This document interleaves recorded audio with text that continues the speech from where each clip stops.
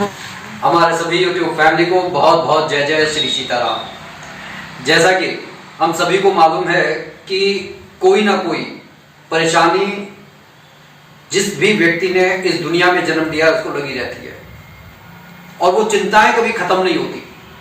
चिंता कभी अपनी होती है, अपने कैरियर की होती है, अपने माँ बाप की होती है, घर गृहस्थी बसती है तो बीवी बच्चों की होती है, फिर उनके कैरियर की होती है। और ऐसा लगता है कि सारी चिंताओं का सबसे बड़ा केंद्र है रुपया और पैसा। क्यों? क्योंकि आज की इस दुनिया में देखिए, अगर लोग आप कहते हैं कि रुपया हाथों का मैल होता है, लेकिन तमाम आपने ऐसे भी लोगों को सुना होगा जो कहते हैं कि भैया अगर रुपया हाथों का मैल होता है तो हमें वो मैल पकड़ा दो। और वो बात कुछ हद तक झूठी भी नहीं है। और उसका कारण क्या है कि अगर आप बीमार पड़ते हैं तो बिना पैसे के डॉक्टर भी आपको देखता नहीं है। अगर कहीं पर आप जन्म कुंडली इत्यादि भी दिखाने के लिए चले जा रहे हैं तो वहां पर आपको पंडित जी को भी कुछ पैसे, कुछ दक्षिणा देनी पड़ती है। इवन जिस फोन से हम ये वीडियो शूट कर रहे हैं उसके लिए भी डाटा खर्च होता है और वो डाटा बिना पैसे के आता नहीं है। कहने का सीधा सा अर्थ है कि इस संसार में हर चीज रुपए और पैसे को केंद्र मानकर घूम रही है। इवन यहां पर जितने भी रिश्ते और नाते हैं बिना रुपए पैसे के वो भी निभाए नहीं जाते। क्योंकि अगर किसी को ये मालूम पड़ जाए कि आप रुपया पैसा मांगेंगे तो वो अपने आप ही आपसे अपने को अलग कर लेंगे, फिर चाहे वो भाई हो चाहे फिर वो कोई बहन हो। हाँ ठीक है, वो आपके बारे में कोई बुरा नहीं चाहते, लेकिन उनकी भी मनस्थिति ये रहेगी कि भैया क्यों, उनके भी अपने परिवार हैं, आपके भी अपने घर परिवार हैं। हर कोई यही सोचता है कि भाई जो मैं कमाऊं कम से कम उससे मैं अपने घर का गुजारा नहीं कर पा रहा तो मैं दूसरे के लिए क्यों खर्च करूं। और यहीं पर निस्वार्थ सेवा की भावना आ जाती है। अगर आप किसी की निस्वार्थ सेवा करते हैं, क्योंकि देखिए कोई भी उपाय आप कर रहे हैं, लेकिन अगर आप किसी की निस्वार्थ सेवा नहीं कर रहे हैं और स्वार्थवश की गई सेवा का फिर कोई परिणाम नहीं मिलता। और निस्वार्थ सेवा जब की जाती है, जैसे कि गुरुद्वारों में आपने देखा होगा, वहां पर जो संगत की सेवा करी जाती है, जो वहां के लोग लगे रहते हैं, तो वो एक निस्वार्थ सेवा है। बड़े प्रेम से वो खाना खिलाया जा रहा है, बड़े प्रेम से जूते भी साफ किए जा रहे हैं, बड़े प्रेम से बैठने का स्थान दिया जा रहा है। तो कहने का ये अर्थ है कि निस्वार्थ सेवा का एक अपना ही महत्व है। लेकिन अगर गौर से देखेंगे तो वहां पर भी जो खाना बनाया जा रहा है, जो संगत के बैठने का इंतजाम किया जा रहा है, या जो भी कोई काम है, चाहे बिजली है चाहे पानी है, बिना पैसे के वो भी संभव नहीं है। तो हम लौट फिरकर अपने घर और परिवार पर आते हैं जहां पर हर व्यक्ति इस चिंता में है कि भाई किस तरीके से मैं अपने लक्ष्य को हासिल करूं। तो आपको करना क्या है? स्टॉप करना। तो देखिए, एक ये छोटा सा उपाय है। आपको करना क्या है? आपको एक जो नारियल, पानी वाला जो नारियल होता है, जो इस तरीके का होता है, आपको वो नारियल लेना है। बहुत साधारण सा उपाय, आप करके देखिएगा और ना जिंदगी बदल जाए तो बताना। अब आपको प्रयास ये करना है कि उस नारियल को, जो ये आप ये जो 3 आंखें वाला जो पोर्शन होता है, आपको ये इस तरीके से मतलब साफ सुथरा निकालना है ताकि ऊपर का गोल गोल निकल आए और ये बिल्कुल ठीक ठाक हो। देखिए, हमने भी काटा है तो बिल्कुल ठीक ठाक है, ऐसा नहीं है कि पॉसिबल नहीं है। ठीक है, अगर नहीं कर पा रहे तो किसी आरी से आप बीच में से इसे काट सकते हैं। गोलागिरी अगर अंदर हो तो कोई बात नहीं, लेकिन अगर गोलागिरी के बिना निकाल सकते हैं तो बहुत अच्छा रहेगा। अब आपको करना क्या है? ये जो 3 आंखों वाला जो दिखाई देता है, जो आपको सर की तरह से दिखाई दे रहा है, इसके अंदर आपको शक्कर भरनी है।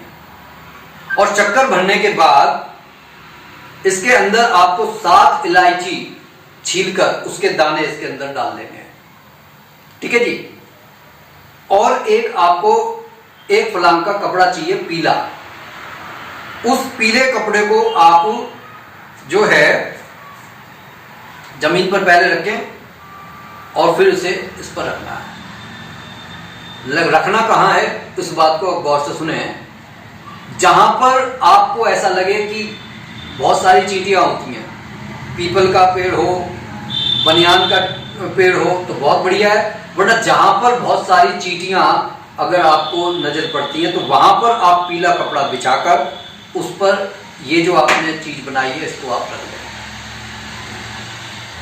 और वहां पर 3 अगरबत्तियां जला दें ब्रह्मा विष्णु महेश जी के नाम की। और आपको 2 मंत्रों का जाप करना है 3-3 बार। एक महामंत्र है ओम नमः शिवाय, सिर्फ 3 बार बोलना है। और एक माता लक्ष्मी के नाम का मंत्र है ओम श्रीं श्रीं श्रीं महालक्ष्मी नमो नमः। 3 बार ही आपको ये मंत्र का जाप करना है। वहां पर आप इसे रख दीजिए, हाथ जोड़ लीजिए, घर आ जाइए।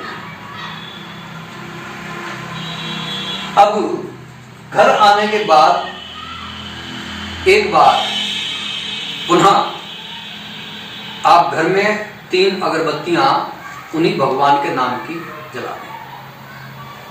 अगर हर महीने की पूर्णमासी को ये आप कार्य करते रहते हैं तो घर के अंदर इतनी बरकत होगी आपसे संभाले नहीं संभलेगी। लेकिन हर उपाय का अर्थ ये होता है कि आपके अंदर श्रद्धा है, विश्वास है। अब ये उपाय काम किस तरीके से करता है उस बात को समझ लें। जिस तरीके से वहां के जीव जंतु उस आपकी बनाई हुई प्रसादी को ग्रहण करेंगे, धीरे धीरे से आपके घर के अंदर बरकत बढ़नी शुरू हो जाएगी। क्यों?